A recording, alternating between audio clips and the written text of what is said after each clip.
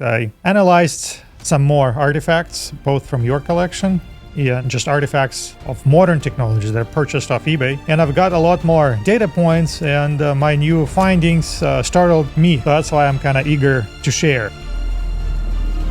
When I look at the scans of your precise vases, is how well the inside is centered on the outside. And that's impossible to do without, some kind of measurement instruments. Your objects seemed a bit more radioactive than the natural rocks they came from. So my hypothesis is that this prehistoric ancient civilization must have learned how to harness nuclear energy for their everyday needs. Therefore, some of these artifacts were either made using nuclear technology or were some parts in a machinery that might have involved nuclear technology. I think they were using isotopes that were emitting just copious amounts of electrons into stone, and stone was softening in the process, and then, once again, you can carve it and mold it. If ancient Egyptians had radioactivity, we would see evidence of it. So this paper, presents that evidence.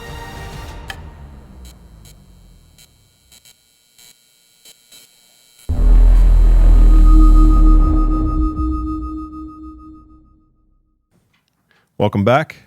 Thank you. Yes, sir. Yes, sir. Good to have you back here, man. You came in today to do a little bit of work and research on the vases, yes, and to do some analysis. And yes, as it turns out, you had a machine that is broken, so you weren't able to get that done today. Unfortunately, correct. Yes. Yeah.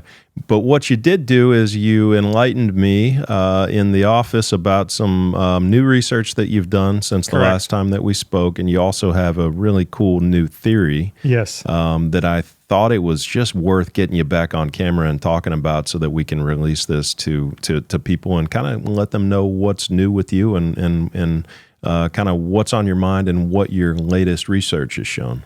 Very good. Yes. Thanks for having me. Yeah. And yeah, quite right. I was going to bring my germanium detector, which is a high-resolution gamma spectrometer cooled with liquid nitrogen, to capture some spectra from your vases in hopes to do some analysis later at home to see if I spot enhanced radioactivity, as I did note on the 4 vessels, on some vessels that I borrowed from you. But unfortunately, the detector blew a transistor, and I was not able to bring it, but this gives us opportunity to talk because you're quite right. I analyzed some more artifacts, both from your collection and from just artifacts of modern technologies that are purchased off eBay. And I've got a lot more data points, and my new findings startled me. That's why I'm kind of eager to share. And I would say that the main thesis, so there will be update, will have 2 portions. There will be an update on metrology and update on nuclear studies. So the thesis for the metrology is that I think I'm able to tell modern artifacts convincingly apart from from the precise artifacts from your collection. And I think I know the reason for it also. And the reason is, the technology used and how it was used. And the new data points I captured point in that direction. And if we could have my blog on screen, I can walk you through. Love it. Yeah, let's get right into it. Yes. So this is your website? Yes, so this is my website, and this is my latest post on the metrology. And the title is Quality of Ancient Egyptian Stone Vases Isn't Consistent with Modern Machining. So that's kind of the thesis I want to discuss. So if we would scroll down, I will start at this chart. We have a chart of quality. So during our last episode, I told you and our listeners that I've developed a technique to analyze stone vessels, the scans of stone vessels in MATLAB. So I wrote some code that slices the object into circles, so the object has to be cylindrical or axisymmetric in shape. And then I process and determine the quality, meaning the sphericity, the circularity, and concentricity of the slices, and derive a quality metric. And previously this chart had less entries in it, now it has a lot more. And it also, previously I presented it in logarithmic form, and now it's in linear form. So the reason I chose logarithmic, because You see the green bars are so small compared to the blue bars. They look better when I use the logarithmic scale. But this is a linear scale, and it shows you the true gap in quality between the precise vessels from Matt Beall's collection, which are colored in green, versus imprecise vessels, from Matt Beall's collection, which are colored in blue. So we have, 10 to 20 to 30, maybe to 50, 50. The difference is like 5,000%, in quality. So this is a huge, huge difference, and you can see it very well in the linear scale. So also the red bars are the two artifacts that were made manually by Olga Vdovina, and they clearly fall in the imprecise category, clearly consistent with the imprecise objects from Matt Beall's collection. And the orange bars are the modern artifacts, stuff I bought off eBay, for $15, $20. The vases that are, from gift shops, or vases made by artisans in Bangladesh, Pakistan. So I had 3 last time, and now I have 5 because I scanned 2 more, using an optical scanner that I purchased by Keyence. And, they all bunch similar. They all have quality that's good, but as you can see, it's not quite as good as the quality of some of the precise, the most precise artifacts from Matt Beall's collection. So if we go down, I elaborate on that point a little bit more. So here is a scatter plot of quality, and here the horizontal axis is inner quality metric in thousandths of an inch, and the vertical axis is outer quality metric in thousandths of an inch. And this is the logarithmic plot. And once again, as a scientist, I tend to go with complex stuff like logarithmic plots because it gives me all points to where I can see them. But it doesn't do the justice of how big the gaps between precise class, which is green, and imprecise class, which is blue. But you can see it if we switch the scale from logarithmic to linear, and that would be the next plot.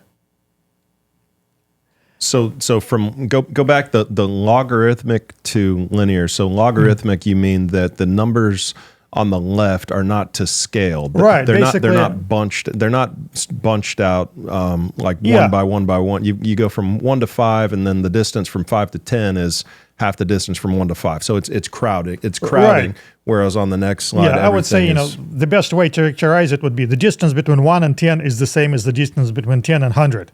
Which is the same as distance between 100 and 1,000. Right. That's so it's bunching all those data points up into a smaller space. Right, and it's a common technique that's used, when you have like wildly varying data that you want to squeeze on the same plot. Sure. Yep, makes sense. Thank you. So let's go to the next one. So here I dropped the logarithmic scale and I did the linear scale, and you can see that all of the precise objects, the green ones, they are basically one cloud in the left. You can hardly tell them apart. Whereas imprecise, which are blue, like far to the right and to the top, and it's not all of them. Most of them didn't make this because otherwise, the chart wouldn't fit on screen. And you also see that the modern artifacts kind of bunch in the middle. So I expanded this chart a bit more. So if we go to the next chart. And so what that says then is that on the orange ones, we're seeing that the quality of the inside is less less. It's not as good a quality as the quality on the outside for the modern ones. Correct. Right. Okay. And we can see it better on the next chart. Okay. So out here, I expanded that linear chart even more, and of course, I had to exclude all of the imprecise objects because they simply don't fit. But this way, we can see how the precise objects from Matt Beall's collection bunch together versus how modern objects bunch together. And out here, we can see, oh, wait a minute, these are 2 different clusters. So the modern objects are not as finely made as some of the most precise objects from your collection. In fact, if you look at the numbers, so modern objects are 4 to 5 times worse made in terms of the quality metrics than the most precise objects from your collection. So these are 2 distinct point clouds, which tells me, well, I can actually tell apart modern objects, quite convincingly from the most precise objects from your collection. Maybe except for S5, which falls in the modern kind of bunch category. And last time you were expressing, you said, I think that some of my objects, might be forgeries. And if I am to say that any of your objects might be a forgery, that, would be S5. Okay. Because it kind of fits in that. Which one is that? That was one of the spinners. I don't know which one. Okay, interesting. But I think it's the larger spinner that you had. Here we go. S5. Oh, okay, sure. That's the Brescia spinner. Yeah, it's like a big one. Okay, yeah. yep. And once again, I'm not saying it's a definitely a forgery. I'm just saying it's more consistent in quality, with modern. Yep. Makes sense. And let me elaborate on the meaning of it. So my conclusion is that this analysis technique of CAT scans that I've developed, can tell apart handmade artifacts from modern artifacts, from the most precise artifacts, from your collection. It's very clear when you look at the chart. And I think I know the reason why. Because modern gift shop vases that I bought and studied and scanned and studied, and 3 of them, you scanned for me using CT scanner, and 2 are the optical scans. So those were made on lathes, clearly, because, objects of that quality are very easily can be made on lathe modern in present time. You're saying very good quality. Yeah. Yeah, very strong quality. Can't be handmade, has to be made on a lathe because of the roundness. Right, Yep. right. And of course, it's easier, to make, far less work than, just chipping at it, unless, of course, you enjoy, chipping. So, and I think some of those vases, 2 of them were onyx and 3 are marble. And when I watch videos of artisans making these objects, because there are a bunch of these videos on YouTube. So if you YouTube onyx vase making, you'll find like a bunch of videos from Pakistan or Bangladesh, where people make this stone vessels. And what I noted is they use cheap lace, and they use hand tools. They often use hand tools. In the sense, I like the picture that you had, the title picture for the video. Yeah, you see, he uses like a hand tool to polish it. And hand tool, sometimes they use hand tools to polish them. Sometimes they use hand tools to carve the inside, or sometimes they carve the outside with a hand tool. So the lace spins the object, but the tool is often held by hand. And I think that's what we see on my chart, when orange dots, glob together. We see that the quality is good, but it's not spectacularly good. And I think it's not spectacularly good because, there are handheld tools that are employed either for carving of the inside or for polishing. And the lace is not as good. And I think that conclusion is supported by a new data point that I have not yet included in this post. It will be in the next post. And I actually bought a granite vase off eBay. It was a little more expensive than the other ones. I spent a whole $50, to buy it. Whereas this, onyx vases are $15, $20, gift shop material. But, I broke the bank. I spent $50 on a granite vase. And I scanned that in my scanner. And my scanner is Keyence. It's a metrology grade instrument that can detect, deviations from perfection of 1/10 of a thousandth, so 1/10,000th of an inch. And I used size metrological standard to calibrate it to make sure that in fact it can detect that, and it does. So I scanned that vase on it, and I was blown away by the fact that it falls right in the precise category. It's on par with your most precise objects. With the most yes, precise with the most object. precise, yes. The deviations, I have to go from memory. The deviations from perfect circularity and perfect concentricity is on the order of 1/2 of a thousandth of an inch. So that's, I was amazed. And in the hindsight, I shouldn't be surprised by the result. $50 on eBay, Right. a modern vase Modern vase. within 1/2 of 1/1000th of an Yes. inch, proving that we can make these today. Yes, yes. But we can make them today only using, high quality laces, where the cutting tools and polishing tools are affixed on the lathe. And they're moved by, when you turn a wheel or you use a CNC drive to move it. So it's not handheld carver, not handheld polisher. It's part of the machine. And I think that's what these 2, orange group and the green group, are telling us. So both groups are machined objects. But orange group is, let's say, crudely machined because it's a cheap lathe and the tool is handheld, often. the outside tool and the inside tool is handheld? Or Yes, or either or. It seems like the outside tool could potentially be stationary. It could be, yeah, but they often used handheld polishing tools. Okay. So okay. yeah, Sure. you do the rough carving with a stationary tool, but then you polish with a handheld tool, and then depending on how hard you press on it, because it's not computer controlled, I think you get this degree of variability. So the lathe is spinning the object, and there is a tool, whether it's stationary or not stationary, on the outside, and that's carving the outside, and it's creating that circularity, and then Yes. they come back with a handheld tool to polish the Correct. outside. And the tool on the inside of this orange group appears to be handheld. In most cases, yes. Yeah. Yes. The Okay. videos that I watched, they often use handheld carvers, metal carvers that they just hold when the vase spins and they carve out. But the interior. precise class, it's not a handheld tool on either the outside or the inside. It's a stationary tool, and it's a tool that has the ability to carve not just marble, but a hard stone like granite. Exactly. Yeah. You said it exactly right.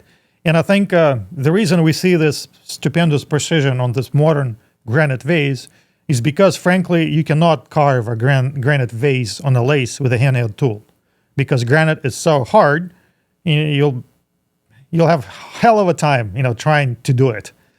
Whereas, Break your damn hand, get blisters, and yeah. it's just, But with softer stones like marble, it's not a problem. Sure. Or even with onyx, it's possible. Okay. But with granite, it will be extremely challenging. I think you can still do it, but it will be extremely challenging. And as I said, blisters and a lot of inconvenience. So I'm pretty sure it had to have been carved, with a stationary tool, with a tool positioned on the lathe, with a tool that's operated either, by a wheel or by CNC motor. And because it's so well affixed in place, and it's moving, under the machine guidance, you can see the implication in quality. It matches the quality of your most precise artifacts. So yes, right, we can do it. We can do it now. But it means that whoever has done, those vases in your collection, they have used a similar technology where the vase was spinning and the tool was affixed. It was not like manually traveled tool. Right. And, we can see it, clearly. And can we rule out a stick with a rock attached to it? I'm pretty sure, yeah. Yeah, okay. yeah. And that's Olga Vdovina's vases. They're not even in this chart. They're so Right. far off in quality. They didn't make, this particular zoom Right. of the chart. But that was, the start and conclusion. When I added more data points and when I expanded, the chart, I say, Dagnabbit, I think I can tell these apart. So It's I think I can tell how they made. brilliant realization. Yeah, Brilliant, thank you. Truly, yeah. Yeah. So that was this part of the update. And so I'm going to issue an update to this blog post. I'm going to add that, marble vase. Yeah, and we'll see how it fits. And in case you're wondering what that magenta plot is, it's a vase from another collector in Australia who sent me an optical scan of his vase Okay. that I included. But so maybe I'll add it in the next update so you have a picture. And so what does this imply about the manufacturing process of the imprecise class? Well, the imprecise class clearly handmade. I mean, Clearly we handmade, don't both, see. both the inside and the outside. Yeah, we don't see.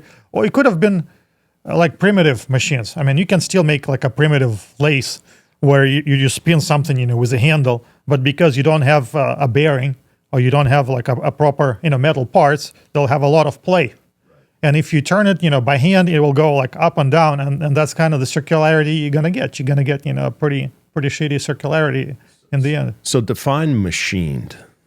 Well, the way I use this word, I use it in the sense that we use, it's a metal-based, machine with an electric motor or with some kind of motor that has ball bearings also. That's so we can argue, well, you can use horses or donkeys or water to turn, sure, but you also need bearings, because if you don't have bearings, you cannot accomplish circularity, because if you just stick comes through a hole, that hole isn't round, the stick isn't perfectly centered. So it has to be like a perfect metal rod going through a perfect hole. And of course, if you don't have a bearing, that's going to erode after, first use, and then it's going to be play in it and run out and stuff. So when I say machine, it has to be some kind of ball bearing. So metal parts and some kind of power applied. although I think, power is probably less important unless you're spinning like very, very fast. I think bearings are much more important and precisely manufactured parts that combine the machine, because you cannot make a machine out of crudely made parts, because then it's not going to be any better than hand tool. But do you think it's possible that they had some other if they didn't have metal, and if they didn't have if we don't know about bearings, I mean, do you think that they had some other type of a machine that was able to create a perfectly stationary rotation without the use of metal or bearings? I mean, it's possible. Yeah. I mean, it's kind of hard for us to imagine what some other civilization or some other people could have come up with.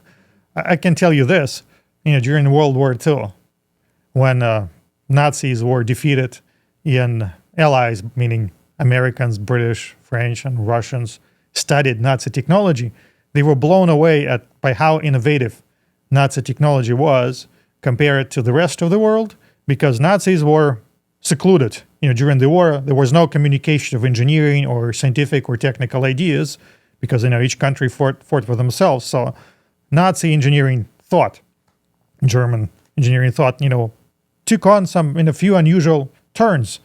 And when Allies looked at their design, they said, wow, we've never thought about that. So we're kind of in the same situation, except, dialed back a few thousand years.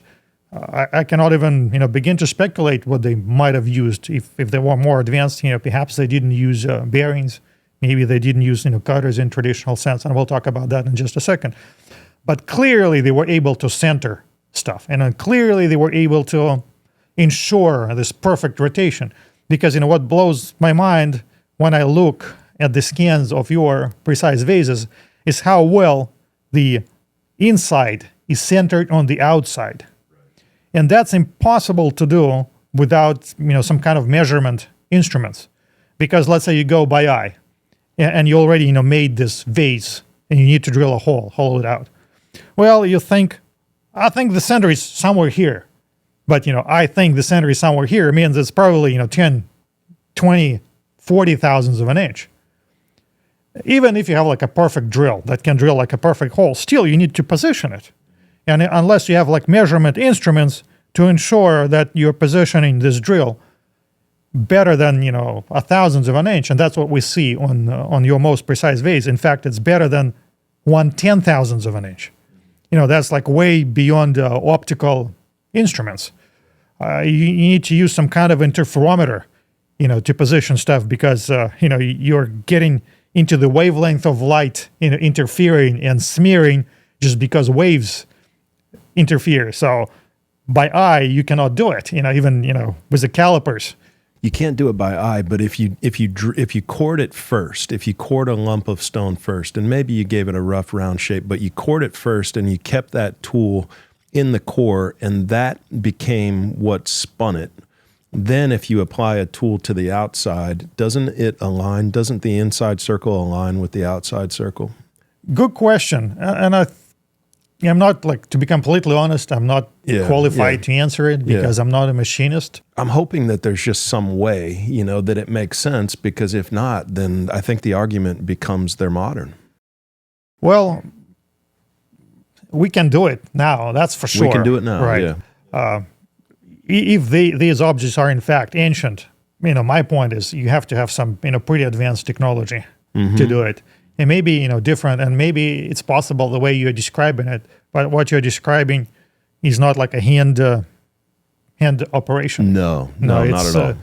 It's some, very advanced knowledge, and I guess the main point, the archaeologists, don't like the discussion we're having, because they say, we know how these vessels were made. Yeah, they were hammered. Yes, and the reason they say that is because there are plenty of depictions on the walls of temples and on papyri and other documents where they show ancient Egyptians hollowing out the vessels and making them. And frankly, I say this is fine. We're not disputing that, because there are a bunch of vessels that were made exactly that. So our point is you cannot make every vessel that we observe in museum or in private collections in the same way.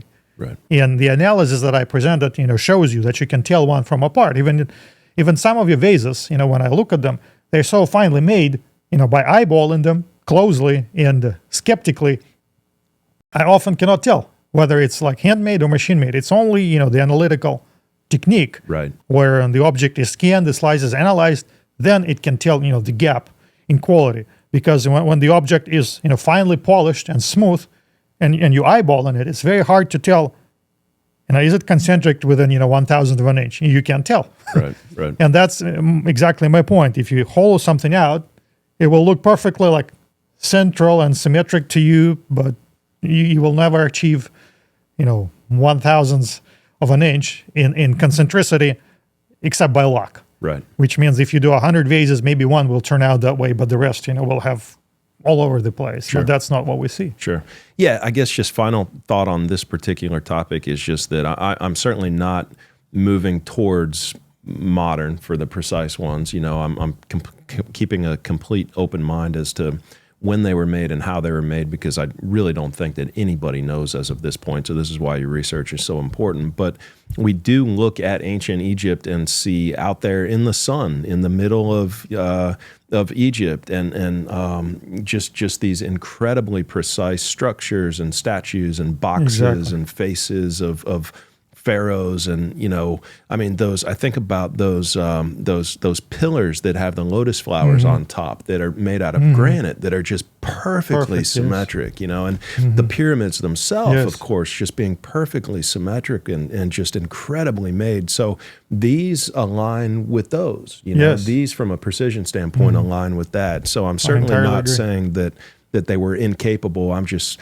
attempting to speculate on how, and I think that's probably not worth going down that rabbit hole, because let's stick to the research that you've done and kind of keep this linear. I think you've got some additional. Yes. So let's speculate a little bit on how this could have been done.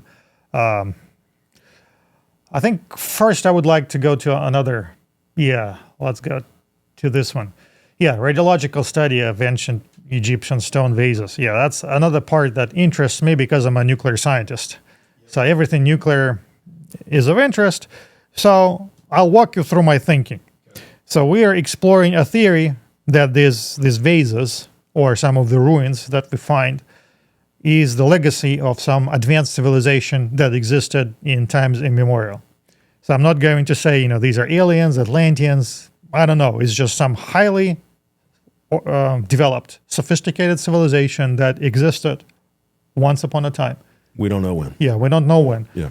But I think there is plenty of evidence that some of the artifacts that we find, some of these finely made objects, are in fact, heirlooms from that civilization that's been appropriated by later civilizations, Egyptians, Sumerians, Mayans, you name it.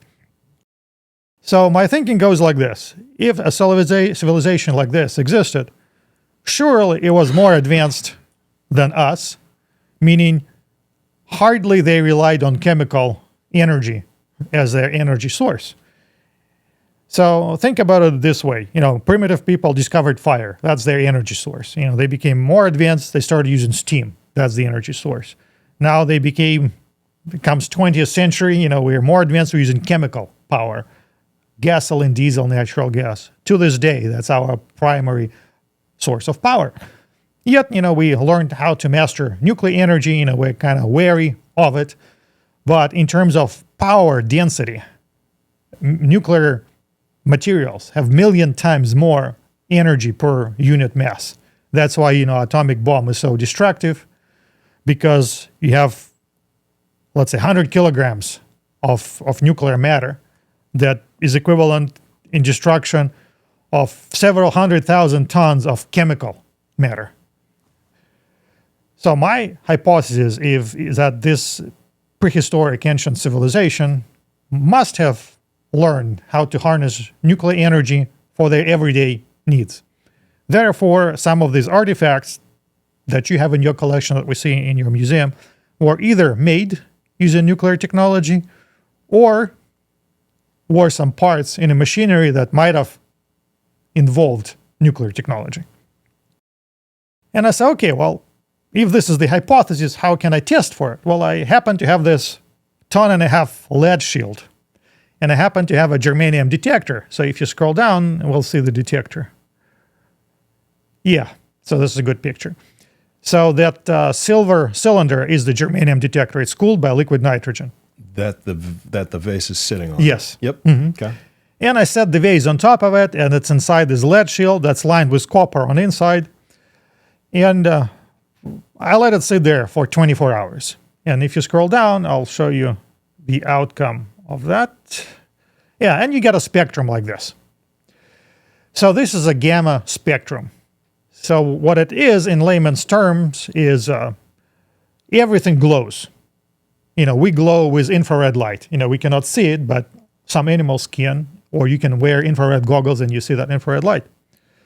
So this is the glow of X-rays and gamma rays. We cannot see them, but germanium detector can. And every peak that you see on this plot, corresponds to a particular nuclear isotope that's glowing with that light. So for example, we have thorium and uranium that's commonly found in nature. Every rock has them. Granite has more than others. So by looking at these peaks, I can tell, how much thorium, how much uranium it's got, and what are the isotopes. And what is just for people, what is an isotope? Isotope, basically, take oxygen, for example. So there are 3 stable oxygen isotopes, oxygen 16 and oxygen 18, and I think oxygen 17, but I could be wrong about 17, 2 for sure.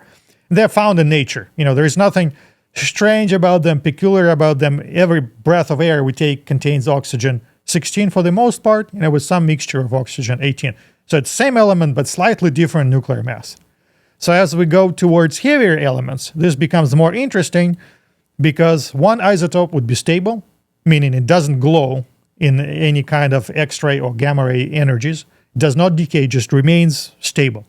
Whereas if you add one more neutron to it, it becomes heavier and then it becomes unstable, meaning it decays. And as it decays, it typically emits this gamma ray or X-ray, so it glows. So thorium, uranium isotopes, they glow, with these different rays. And this is, when you go through airport security or when you prospect, you take these detectors and you look at the peaks and you say, oh, I see something's glowing in here. So you look at the peak, oh, it looks like it's uranium. Maybe we have a uranium deposit here.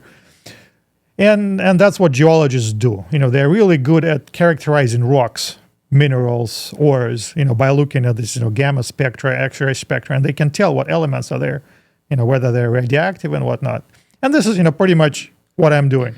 So what I've done in my first study, if you would scroll up, I will explain.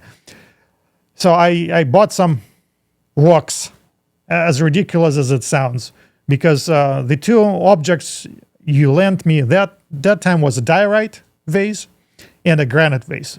So I wanted to compare, will it be a different spectrum or the same spectrum if I buy a piece of Egyptian, granite and a chunk of diorite rock? And that's what I've done. That was my first kind of stab at it. And I didn't find anything, I would say, outstanding, except that your objects seemed a bit more radioactive than the natural rocks they came from. But it wasn't like 10 times or 20 times, just a little bit. So I did another test. So I borrowed, 2 more of your vases, and I did another one with them. And let's go to that other blog post where it says excess of thorium. Yes. So if we scroll down, this is when I started noticing stuff. And the way science goes, a single measurement is never enough to derive a conclusion. So when I borrowed 2 of your vases for the first time, I had 4 measurements. So one, for each vase, and one for the slab of granite, and one for the diorite rock. And I'm using the word measurement loosely in the sense that it was like one result. I think it was dolerite. Dolerite. Dolerite. Yeah. Sorry, dolerite. Yes. No worries. Yeah. So a bunch of measurements went into producing that, single outcome, but it was like 4 different outcomes. So with this, I have actually 4 more. So now I have 8 in total because I had 2 basalt vases and 2 basalt samples. And when I overlay the spectrum from a basalt rock, which is here in red. You can barely see it, but it's there in red. Versus the gamma spectrum from the vase V2, which is the beehive vase. I see that the beehive vase, which is from the precise class, has significantly more peaks that correspond to thorium-232 decay. So it's more radioactive. Yeah, more radioactive.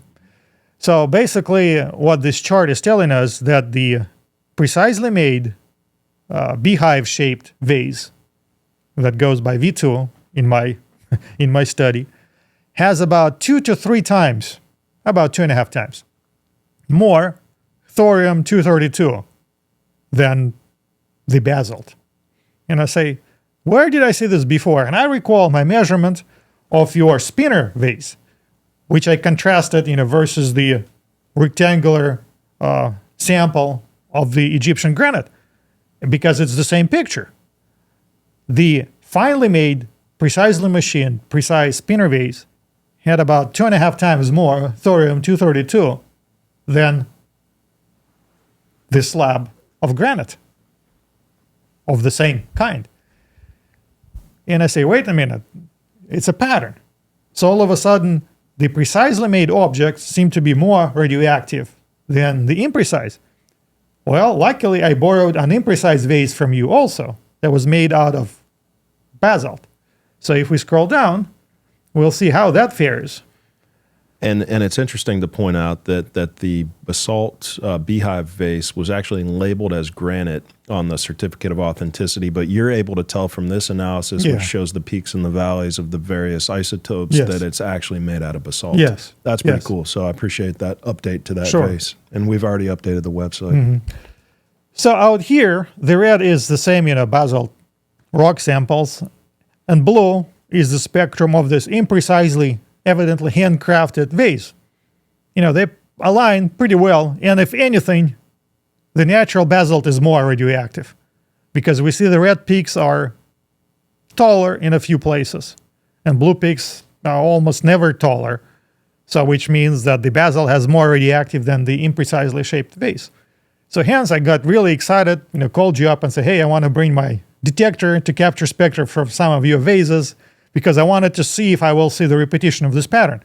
Because now the hypothesis is that a precisely crafted artifact will have more radioactivity than the imprecisely made one. But alas, my equipment did not cooperate. It blew a field transistor, so it will have to wait till next time. But that's, the hypothesis. And it seems, the pattern seems to form. Now, granted, this analysis is very preliminary. So when we talk about research, everybody says, well, the research needs to be peer-reviewed. And that's what I'm doing. By posting it on my website, I'm inviting comments and criticism from my peers, people who understand. And luckily, I have friends who understand, geology, understand radioactivity. So one of my friends pointed out that I actually need, to get another piece of software to do the shape analysis and shape compensation, if you would, because he rightfully noted that when you do radioactive counts, and that's what I'm doing, I'm counting gammas. The counts and the peaks will be affected by the geometry of the object that you are counting. So vase has this specific shape to it, whereas if I compare that to a rock has a totally different shape. So the software that I need is the one that accounts for the shape difference and is able to crunch through the spectrum and say, okay, well, I know what your shape was, and I know how it was positioned with respect to the detector, so it does corrections and modifies the spectrum. So that's the step I need to do in order to say, for sure the peaks are different. So right now they appear to be different.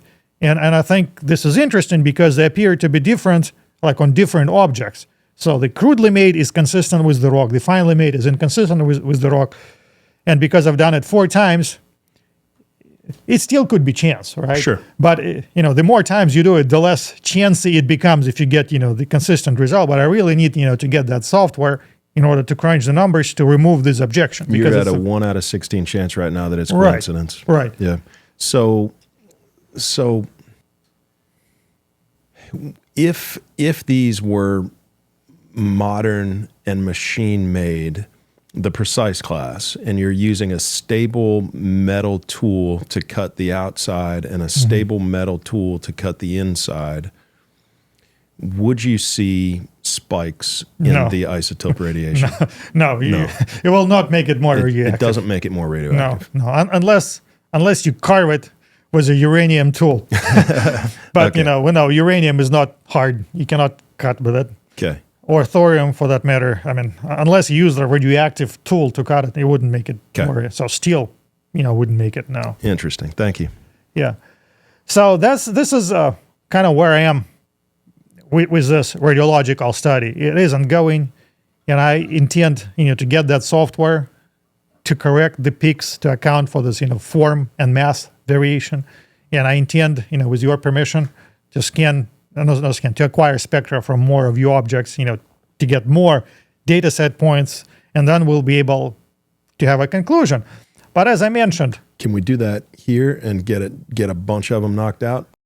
Possible, yeah. That's kind of was my intent for today. And I even thought maybe I should come and stay overnight and continue in the morning, because I do have a portable detector, and now I have a portable shield that I can bring. And I think it's going to be good enough. And then my thinking was, once we do this, and if the data points we capture corroborate the trend, then it might be worthwhile to borrow maybe 2 or 3 objects and do another count at my location where I have a larger shield, and we can leave it there for 24 hours.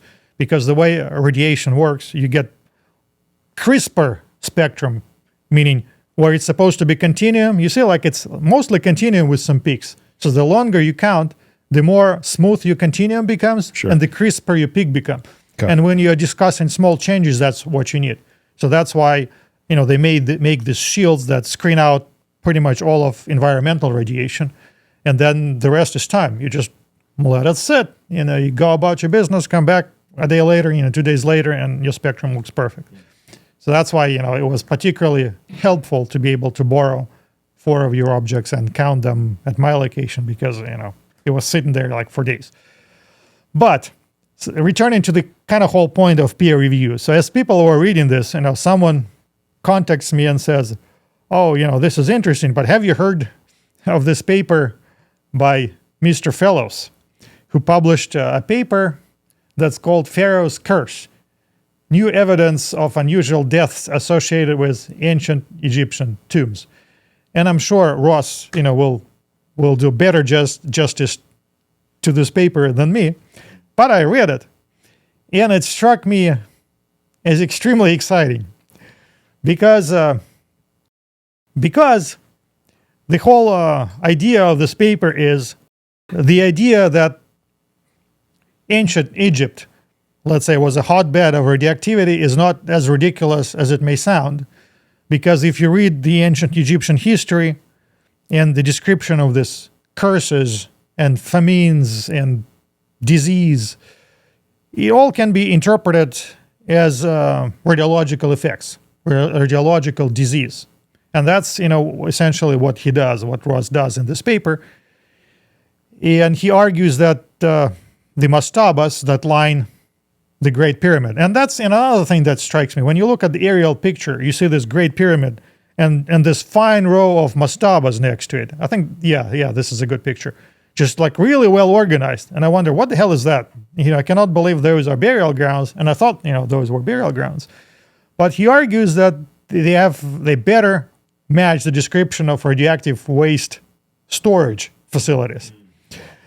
Yes, and then he goes on to argue that disproportional quantity of Egyptologists died from cancer and radiation poisoning related disease. Granted, they were not diagnosed with radiation poisoning, but their disease are consistent with that. But he also correctly notices that his research is more like anecdotal in evidence as opposed to statistical, because it's kind of hard to do rigorous statistical analysis. But the facts seem to be there. Disproportional amount of Egyptologists, die from, leukemia or cancer or, other radiation poisoning consistent type diseases. And when you look at people who lived and died in Egypt, we find plenty evidence of that. So I'm not going to dwell, too much on this paper. I was just happy to see that it also, expounds on this idea. because I would say the main thesis of this paper is let's say a critic would come in and say, well, this is bullshit. If ancient Egyptians had radioactivity, we would see evidence of it. So this paper, presents that evidence. So people would be sick, and sure enough they were. And when there were leakages or breakouts, they would experience like weird diseases. And that's why, mastabas are forbidden, because it literally says, do not approach or evil spirits will kill you. And that's exactly, would happen if you approach a radioactive, waste, burial grounds. The evil spirits, the gamma rays, alpha rays and other radiation, will kill you.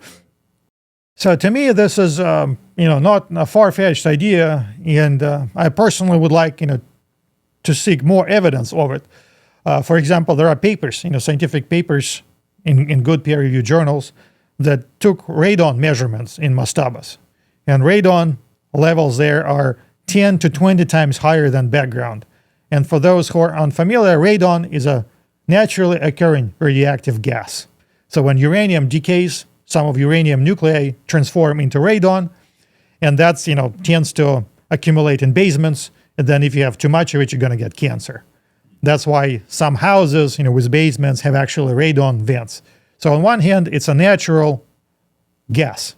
On the other hand, it also occurs when you have like radioactive waste buried, you'll have more of it there, because you have more, uranium that's going to decay into radon.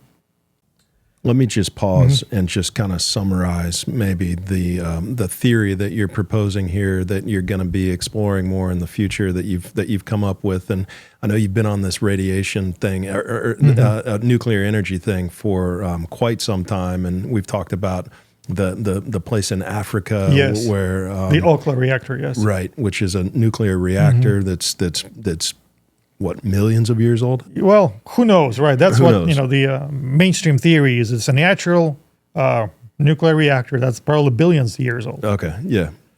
But anyway, the theory here that you're proposing, just in case there's anybody that isn't totally keeping up, is that there was an ancient civilization at some point in prehistory that's lost, that we don't have a record of, that built things in Egypt and potentially in other places across the world, that potentially built the pyramids, that potentially built these mastabas, which Egyptologists are calling graves for people and burials for people, tombs for people. But in actuality, the people from this civilization that built this stuff were working with nuclear material, and that they were disposing of the nuclear material within these mastabas. Correct, yes.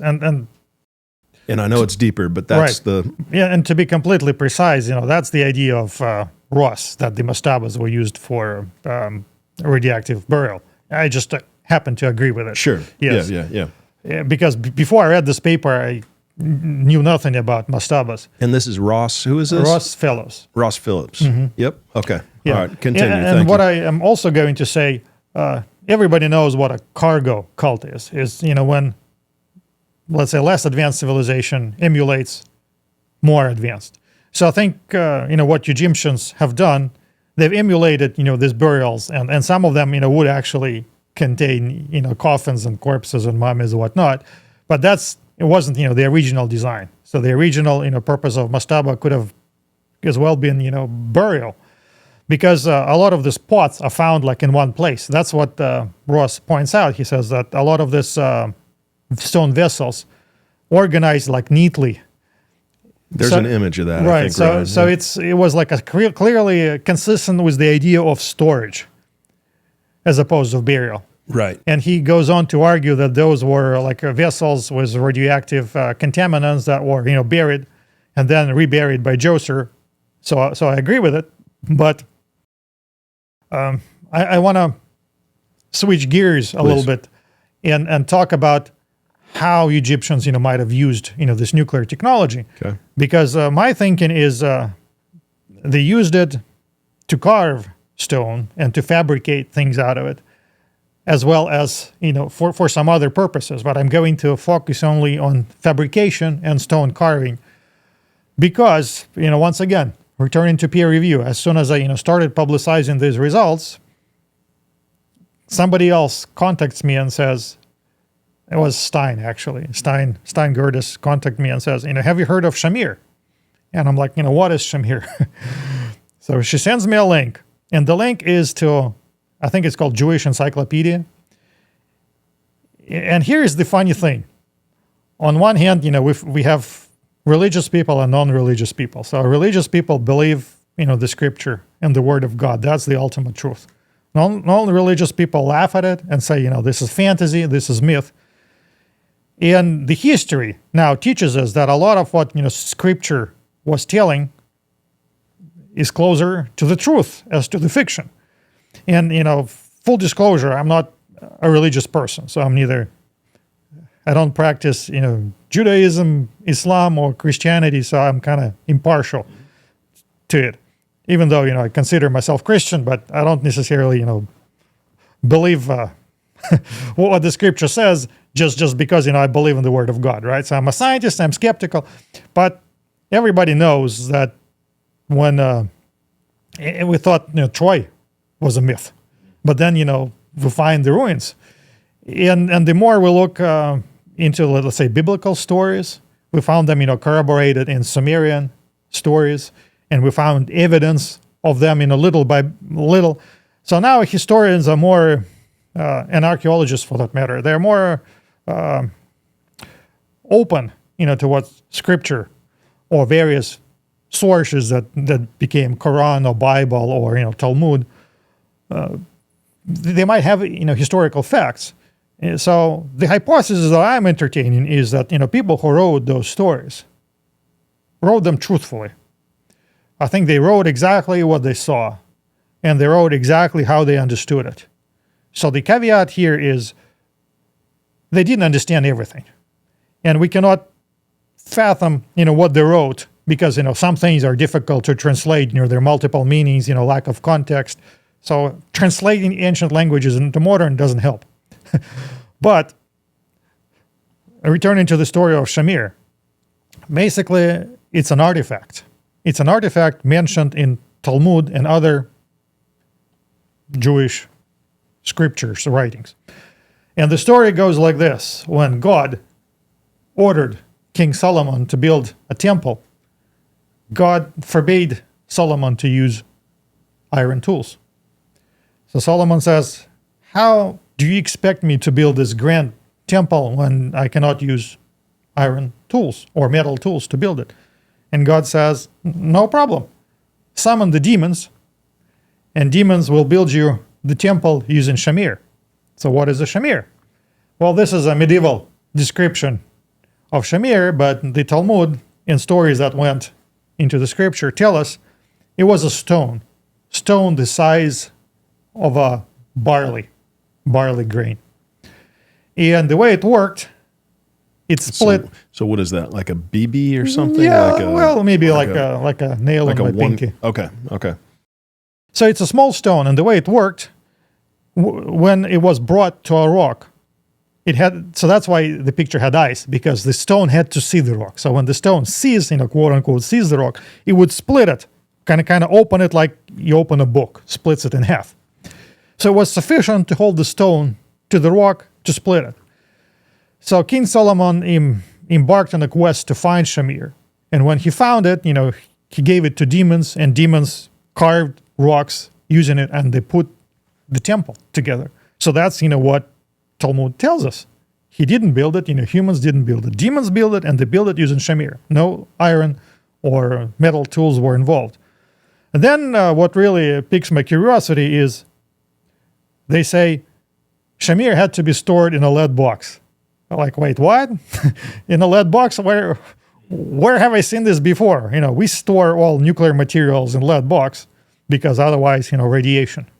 So we need to protect. That's in the Old Testament. Yeah. Well, I wouldn't say it's Old Testament. I would say it's in Talmud. Okay. What is that? It's like a Jewish scripture. Okay. And, don't quote me on the proper terms, but, we have Christians have collections of their writings in the Bible and, biblical texts. So Jews have apparently all of their collection in Talmud and Talmudic type texts. So that's it's their sources. Yep. But it's mentioned on many occasions, and it had to be stored in this leaden box because any other box would disintegrate. Basically would, blow up, catch fire. It was a dangerous artifact that had to be stored precisely, taking precautions. And eventually it expired, kind of lost its potency. And where do we see this again? In nuclear materials. They don't last forever. Eventually they expire and lose their potency. So when I learned about Shamir, like, oh my God, I got to read Talmud because it seems to be there. Yeah, and I was particularly excited because it corroborated my own idea on how it would have done. And if we could go to my blog post, I would kind of elaborate.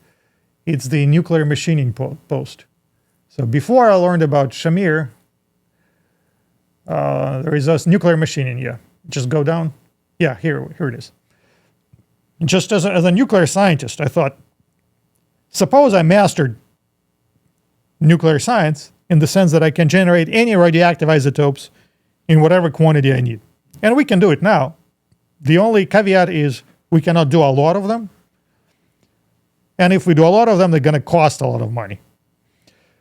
But suppose I figured that out. Then what I can do, let's say I can take a blade, maybe bronze, maybe metal, doesn't matter, any kind of blade that will be as a substrate. And that I will cover with some radioactive isotope that's highly active, like polonium-210. So polonium-210 is highly active, meaning it emits a lot of alpha particles, just like a machine gun. So it decays quickly, fast. And the nice thing about it, if I can say there is a nice thing about radioactive isotope, it does not emit a lot of gamma rays. So it's not going to kill you by virtue of exposure. It's only going to kill you if you ingest it. So if you have that in sufficient quantity on a blade, so these alpha particles might ablate the surface of a material. And we see that, and we use this, in fact, now in microelectronics. We use ion beams to etch wafers, sometimes. Not always, but sometimes. And it's a common attachment for electron microscope. You can get an ion beam source, and you have a sample, and you want to shave off a layer. You use ion beam to do it. So we can do it now. We just do it differently.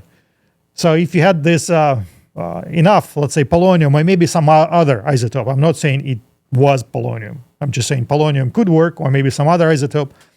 It could ablate the surface by virtue of just ablation. So this helium nuclei alpha particles strike the surface and they take off layers.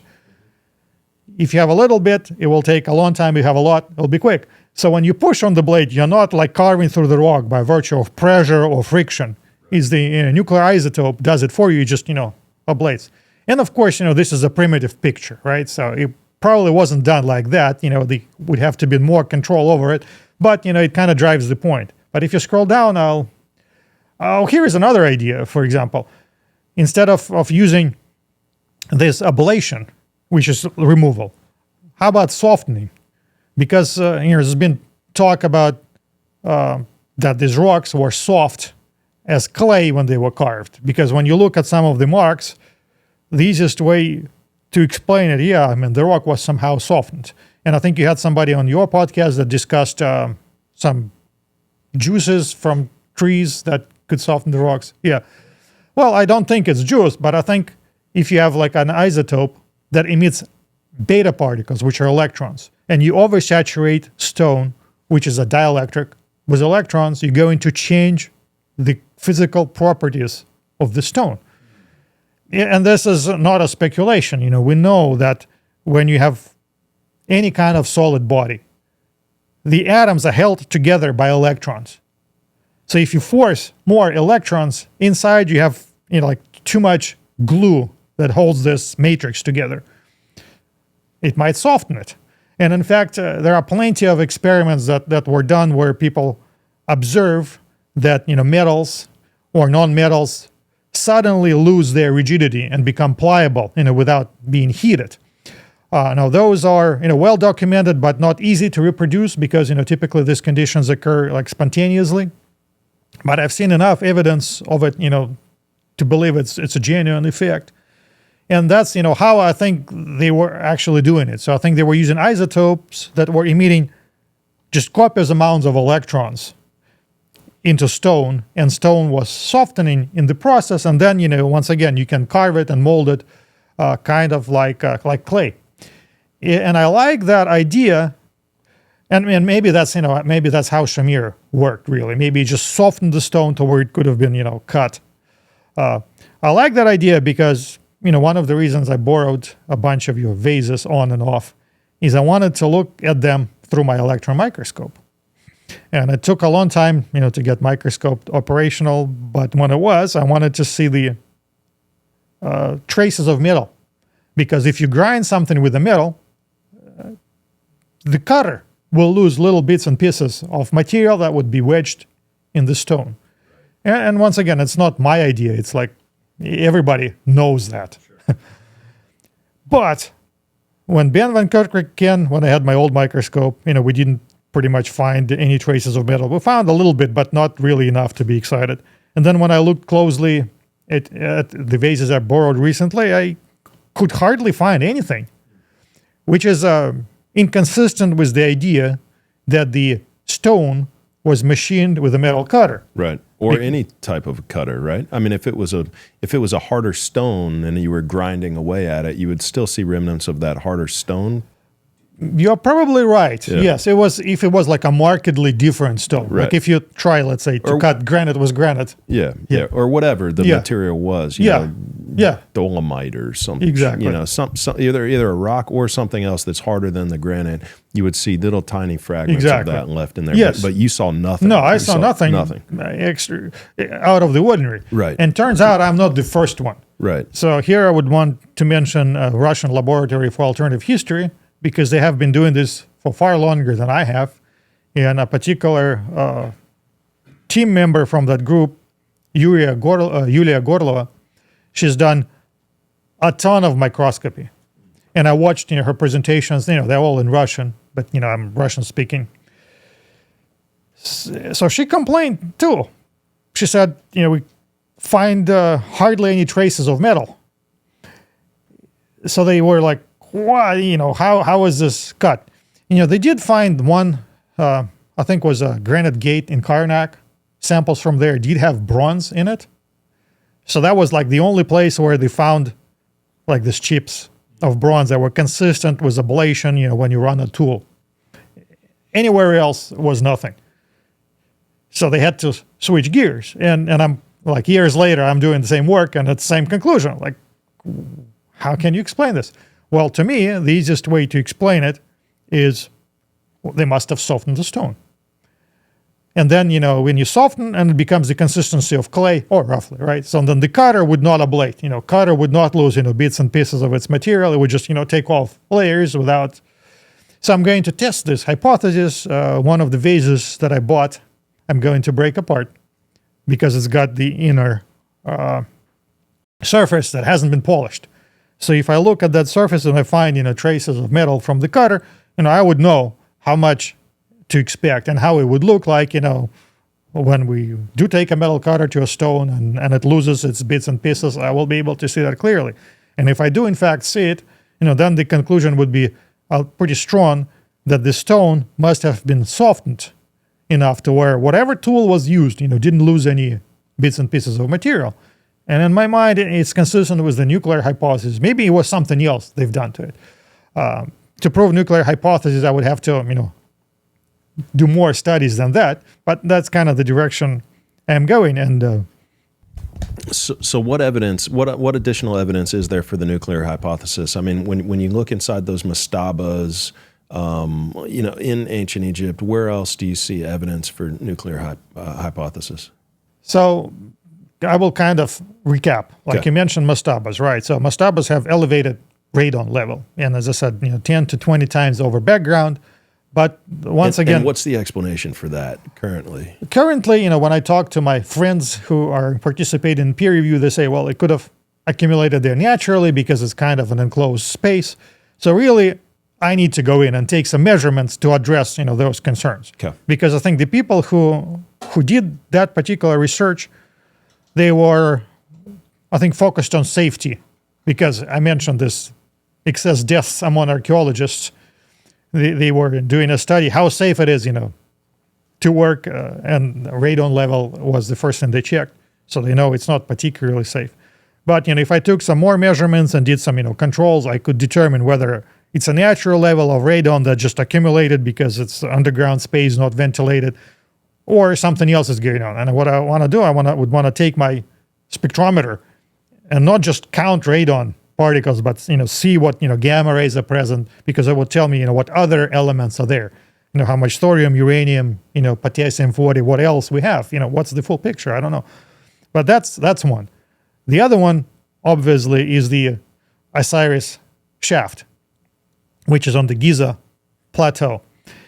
And Laboratory of Alternative History, went down there. And I think you can go down there by special permission. So it would be interesting to go there. But what's in there is 2 sarcophagi on the 2nd level and 1 on the 3rd below water. And when I look at this whole structure, because I'm a nuclear scientist, to me, it reminds like a nuclear storage facility, because oftentimes nuclear reactors are submerged in water, either for cooling or for neutron moderation. So the bottom level, the 3rd level, where the sarcophagus is underwater, looks an awfully lot like a nuclear reactor where water is used for cooling and neutron moderation. Because if you have a source that emits a lot of neutrons, they are pretty bad for 2 reasons. They will kill you, that's one reason, and the other reason, they make everything radioactive. Anything in contact they come with just becomes radioactive. So that's why you need moderator, capture all of those neutrons to where the rest of it, doesn't glow. So would your theory then be that this was a far more ancient site that was used for nuclear waste, and then the Egyptians came in and repurposed it as a tomb? I don't think they even repurposed it. Okay. I think they just discovered it. I think there were some human remains found in one of the empty niches. Right, there was like a foot or something, I think. Yeah, found, right? I think a jawbone. Yeah. But it wasn't like a typical Egyptian burial. It was more like Neolithic, I think. But I could be wrong, really. Okay. But the sarcophagi the 2 ones are empty. But what is interesting about them, they have like a layer of bitumen on them. And one of the sarcophagi, this Yulia Gorlova, took a sample, and she discovered a lot of lead in it. And it's like the first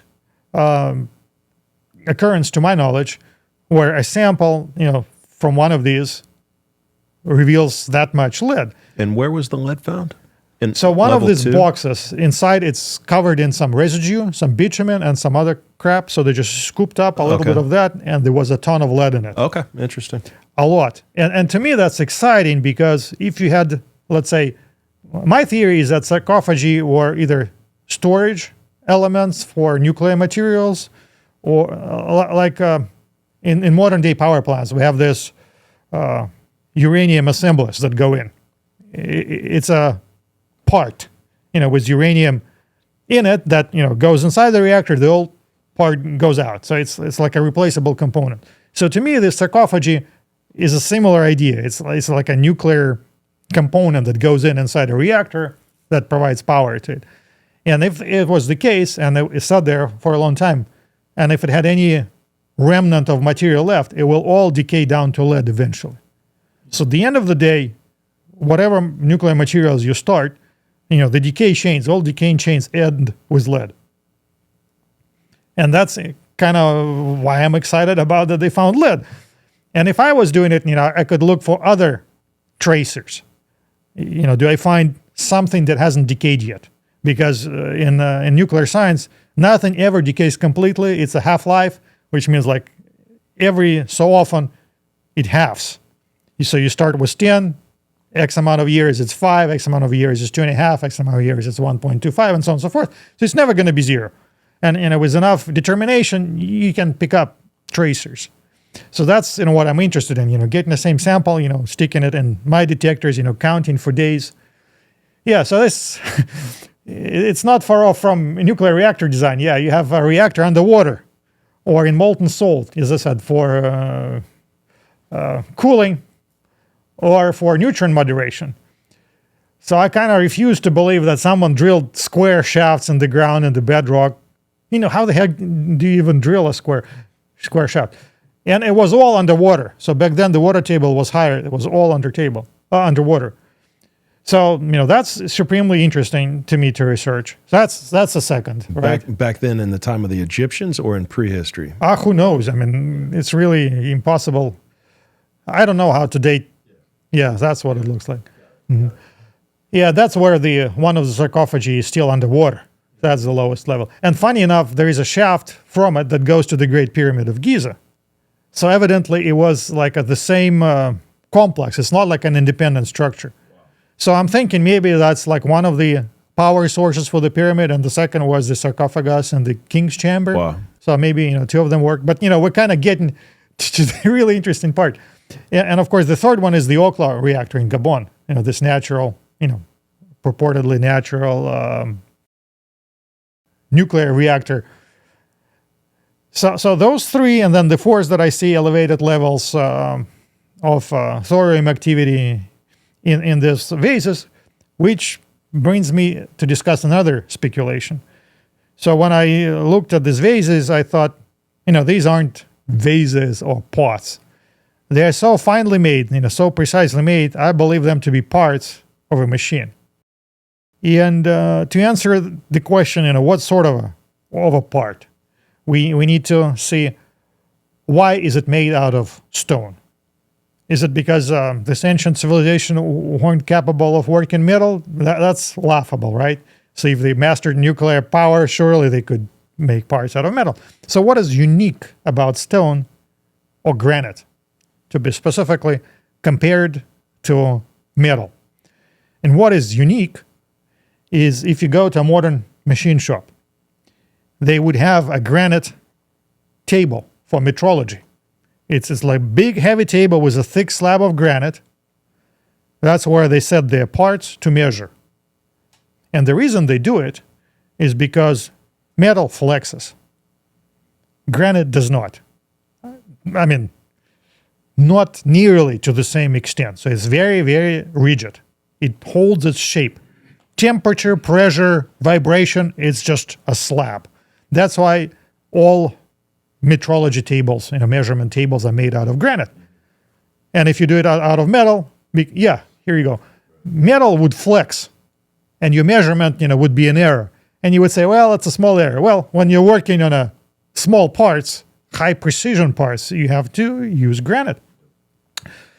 So when we went to Christopher Dunn's workplace and we measured the vases, he had a huge granite table just like that. So it's industry standard. Right. Everybody knows that granite does not flex. Right. Temperature, pressure, vibration, stress does not flex easily. And these are made out of granite and basalt. And basalt, is pretty much the same. So because my background is in acoustics and ultrasonics, when I analyzed these vases, I noticed that, the outer surface, seems to be parabolic. And that made me excited because where do we use parabolic surfaces? Well, we use them in mirrors, telescope mirrors, acoustic mirrors, any kind of mirror where wave goes in and you want to focus it on the center. It has to have a parabolic shape for this to work. Not spherical, but parabolic. So I was like, yay, let me plot the focus of this parabola. And I expected, the focus of the parabola to be in the middle. And I expected the focus of the inner and outer parabola to match. And when I did this, number crunching on your vases, I see that the foci, didn't align, didn't match. The inner parabola didn't match the outer parabola, and they didn't come to the center. And I'm like, what the hell? Because, clearly these vases, well, it's vessels, objects, are finished to high precision. Why would you polish it to such a, great sheen and to where there's, sub thousandths of an inch? That makes sense to do when you want to form a wave, and that wave needs to be very precise. But why does it not come to a focus? That was like baffling me until like yesterday I talked to someone and they said, well, I'm pretty sure, it was their speculation. They said, I'm pretty sure Egyptians used sound to process their rocks or soften them. But it wasn't just one frequency, it was multiple frequencies. And that was like an aha moment for me. See, that makes sense. So maybe, these vases were resonators, but resonators not tuned to a particular frequencies, but rather, let's say there's a technical term, a COM filter. COM filter is something that receives like a broadband wave. COMB? Yeah, like COM, like hair comb, yeah. So it receives a broadband wave, which in layman's terms, noise, like is a broadband noise. And COM filter suppresses all the frequencies except for those it's meant to leave. And that's why it's called COM, yeah. So I think that these vessels are COM filters. So they receive this broadband input, let's say an acoustical noise, and then they leave certain frequencies in and the rest out. And I think that would explain why it's made out of stone.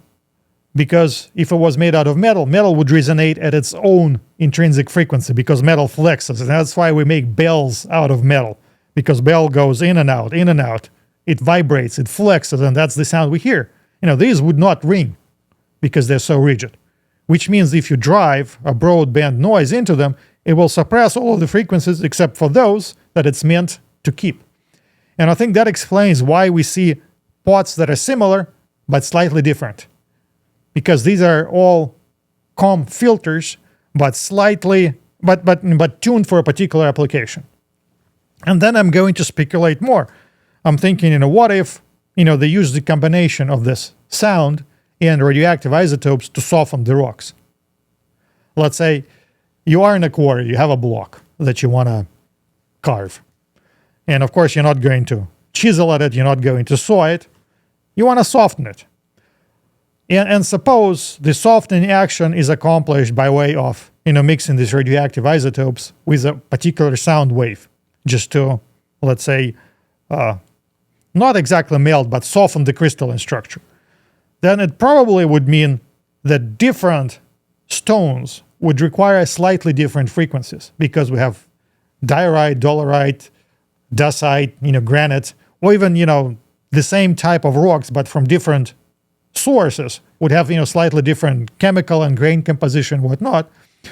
So I think what they did, there was some kind of contraption that they used, to put next to the stone, and then they had to tune it by way of a filter. And I think these pots were probably, these resonant filters that were designed to soften rocks of specific kind. And maybe you start with a generic one and you see, what the response is, and then, okay, I know which, frequencies I need to boost and which frequencies I need to suppress, and you make a new one. And that's why we find so many that are almost alike but slightly different, because each one is programmed to produce a different COM of frequencies. But they're somewhat similar because this granite is similar to that granite but not exactly alike. But hey, it's like when you make a radio, there's a bunch of custom tuning you need to do. That's why we have a bunch of resistors, capacitors, to make this filter. So I think it's the same idea. But here we have, an acoustic component that specifies that frequency. And at the end of the day, it softens the rock, and then the rock, could be cut, pretty much like clay. Or maybe something else, maybe it was like for transportation. I don't know. We can really, speculate ad infinitum. But I think, that these pots are acoustic COM filters. And this is something I can test. If I get, to work with one of them, I could send sounds into it and see, what the response is. So that would make, a fine experiment for sooner than later, because I think it makes perfect sense. It would explain why they're made of stone, why this shape is particular, because if their response is a COM filter, it's a COM filter. So how would it work exactly? Like, what would you need to do? What materials would you need? How would the process work? To be completely honest, I don't know all of the details. And anyway, just in the realm of wild speculation. Sure. So in a very broad terms, let's say we have a rock, which is a crystalline structure. And that crystalline structure, has some, vibration modes to it. And if we just, let's say, do an ordinary sound like a horn, it would excite, some vibrational modes, but not the others. So maybe let's say this pot was tuned to produce like a collection of waves that need to excite like all of the vibrational modes, like to soften the rock. But you also need power. You need to apply power. So where does the power come from? If you blow the horn, it's the power of your lungs. If it's an industrial process, you have blowers and pumps. So maybe they used these radioactive materials, to drive some kind of let's say pump or a blower or vibrator, to generate this noise. So you need this noise. So I don't think somebody was just blowing in a tube, to feed this. So maybe either radioactive components or something else was the source of this acoustic power that was filtered, let's say, by this pot and was applied to the stone, and then stone would soften, and then you would cut it. Would the pot be up against the rock itself? I don't know that. Maybe it was just a component in the machine. Let's say maybe you had a machine in contact with the rock. So maybe this vibration was communicated through some contact plate, and this pot was like an attachment on the machine. Pull up the unfinished obelisk, Ryan. Because the pot to me looks like it has a flange. So the lip of the pot I think is a flange, and the lugs are lugs to keep it in place. Yeah. So my money is on that the pot was attached to the machine that was working a particular stone, and then if they go on a different stone, they would attach a different resonator. And go underneath it. I don't think it's any of these images, but where they have the scoop marks. Yeah, but not the top of the scoop marks, the bottom where it's in a V shape. Yeah. So would I mean, I think your theory works here, right? Yeah. So, and of course, it's a wild speculation. It could be a wildly wrong. Yeah. But that's what I think now, that these stone vessels were attachments to the machines that were softening the stone as they were scooping it. And if we go with the acoustic theory, they were providing a comb filter just to select the frequencies that were exactly needed, to soften the stone. And then, of course, all of that needs to be powered. And I would speculate it was all, nuclear powered because the civilization was advanced, and we see, traces of radioactivity. Yeah, and so that's what I'm exploring. Yeah, really cool, really cool. It's a lot more interesting than dolerite pounding stones, that's for sure. Yeah. Cool. What other evidence do we see of nuclear power in this area? Well, or did we cover it all? I would say, there are other places in the world where we see vitrification. So vitrification is when rock turns glassy. In fact, there are many vitrified granite type objects in Egypt, and there is a lot of vitrification in certain parts of Sahara and Gobi Desert and in South America. So we see that, and that would be consistent with explosive release of nuclear energy, be that nuclear explosion, or maybe they deliberately work the surface to vitrify it, because it's rapid heating with rapid cooling would be difficult to do with chemical means, because you'll need to create like intense fires, and then we don't see any evidence of soothing or charring. So it's heat, but without within pyramids, the only soot was the torches that the explorers used. There wasn't any. Right. So what else could it be? Microwaves maybe, I don't know. Oh, but a quick note before I forget. My son is a radio engineer, so he understands all about radio waves.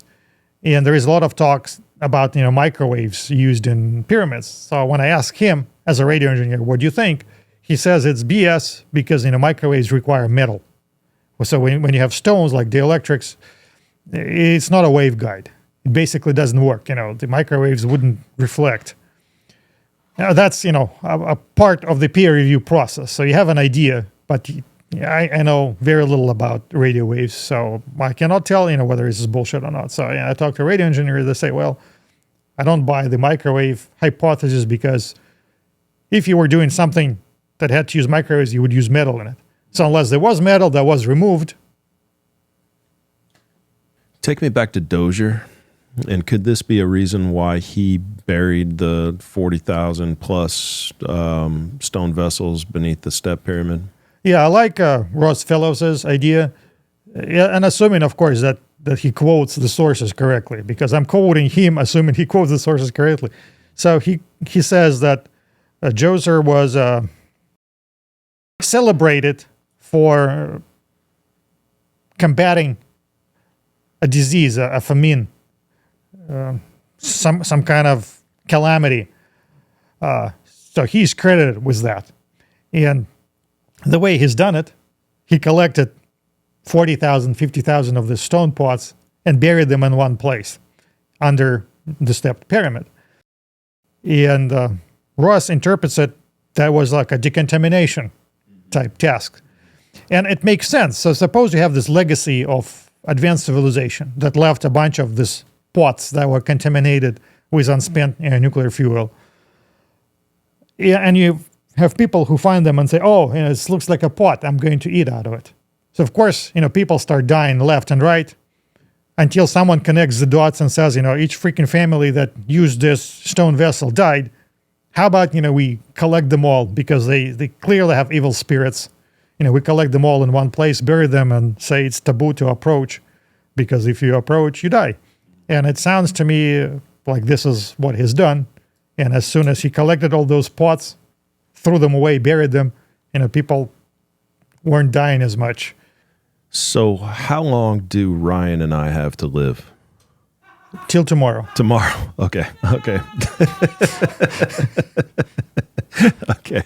But seriously, would they lose? Would they decay? Would they lose radiation over time? Or yes. That's, if I can say so, one of the nice things about radiation is it does decay with time. Yeah. So these pots of yours that I measured. That was very dramatic, Ryan. That was really impressive. Thank you for adding that. I'm sorry. Go ahead. So this pots of yours, they have like trace amount. Yeah. Which is like barely above background. So I see no danger to your health. Okay. All right. Good. There are other ways to kill yourself, like alcohol, drugs, and women. Right. More effective. Very true. Yeah. Okay. Well, good, man. I mean, what about the handles? What about or like any other revelations? But like, would the handles play a part or a role in this? Yeah, an excellent point. So when I look at these vessels, let's say as a technical pieces, as parts of a machinery, and I use a lot of parts in my research, in my vacuum work and my fusion work. So all the parts we use have flanges that are very similar to the lips of these pots. So when I see at this highly finished flat lip, to me it's a flange because I see flanges like this in every vacuum part that I put together. So you have a flange, then you have a gasket, another flange, and you have a clamp. That's how you fix them in place. The lug handles. Originally, I believe the lug handles did not have holes. So all holes were added later. And from the technical point of view, you need lug handles if you want to hold the pot in place. So if you have a flange, it can turn. And if you don't wish it to turn, well, you need to have lugs protruding from it that go into the niches wherever, this goes to keep it in place. And that's another, common pattern used in assembly of parts into a machine. When you don't want a piece to move, it has a lug or something else protruding, and you have a niche, that it wedges into. So that would be my my interpretation of the lip and the lug handles.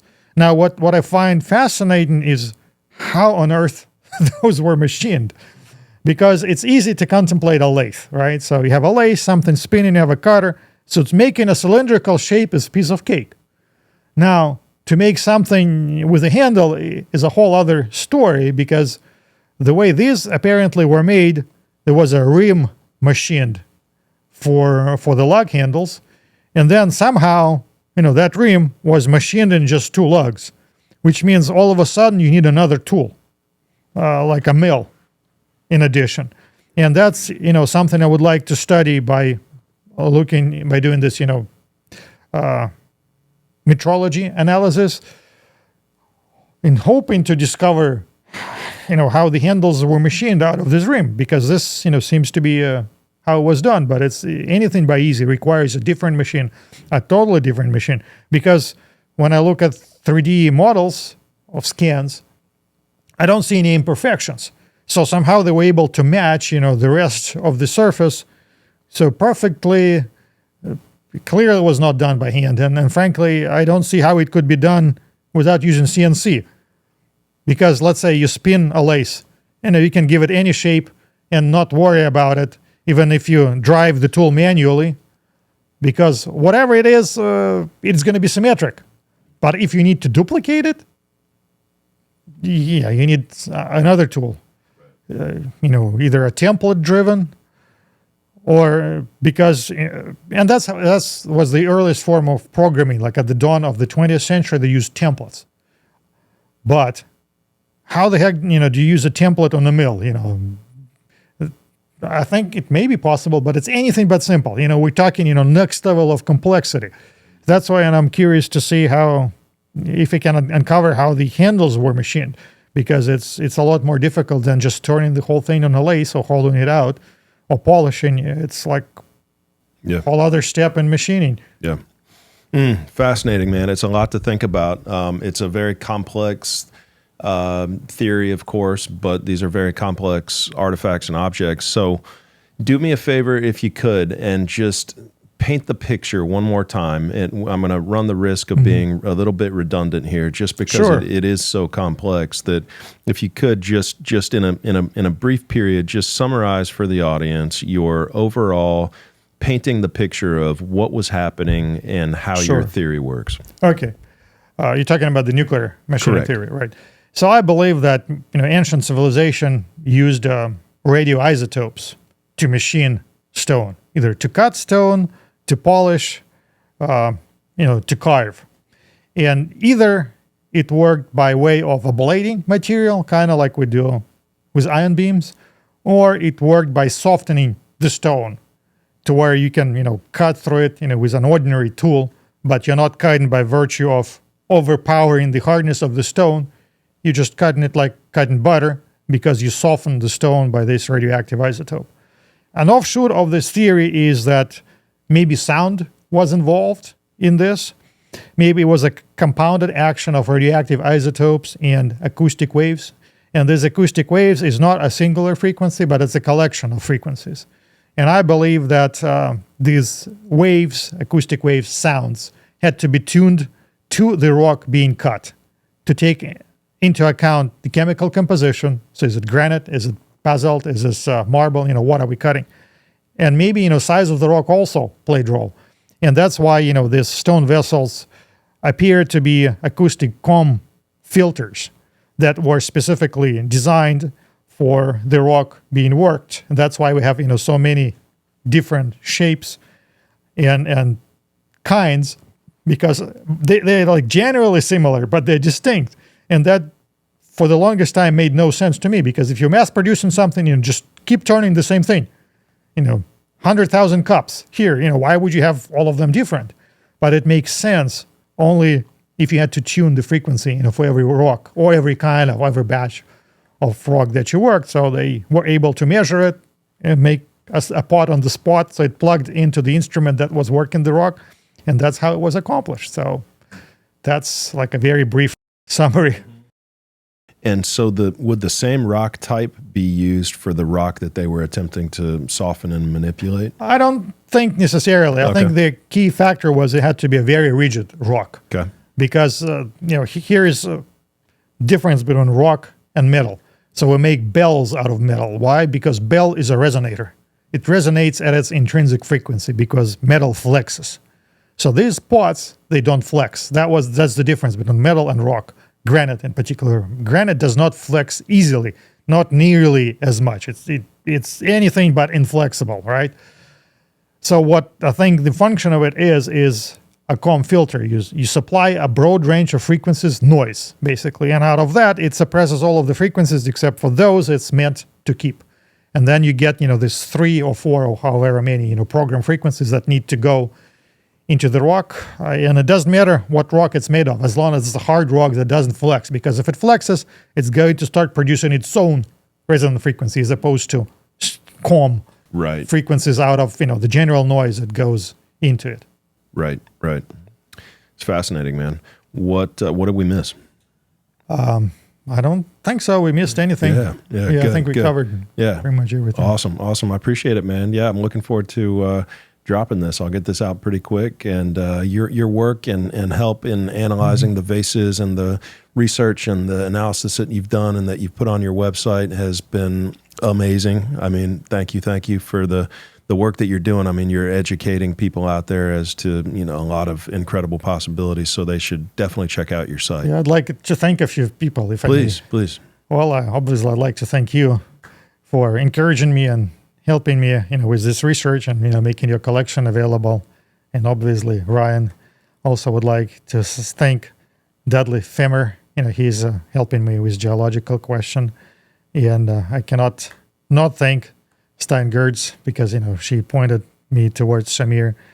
And Stanislav is another gentleman I'd like to thank because he introduced me to the idea of multiple ways being used. So that's why I'm excited about doing these episodes and excited about posting on my website because people do comment and, they have fascinating questions, fascinating ideas, lend expertise that's missing. And that's what I think peer review is.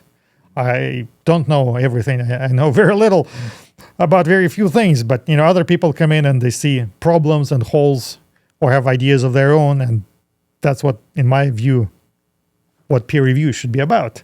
Everybody has something to say, should say it. And at the end of the day, hopefully we'll be, closer to the truth. And maybe I'll discover that all of my ideas are bullshit. or maybe we'll be able to prove it. Who knows? Who knows? That's what makes it interesting. Yep, no doubt. Well, we will continue to work. We'll continue to do the research, and we'll continue to update people on what we find. All right. So, yeah. Well, thanks for having me. Yes, sir. I appreciate you coming on. Sure. My pleasure. All right. Awesome. That's a wrap, Ryan.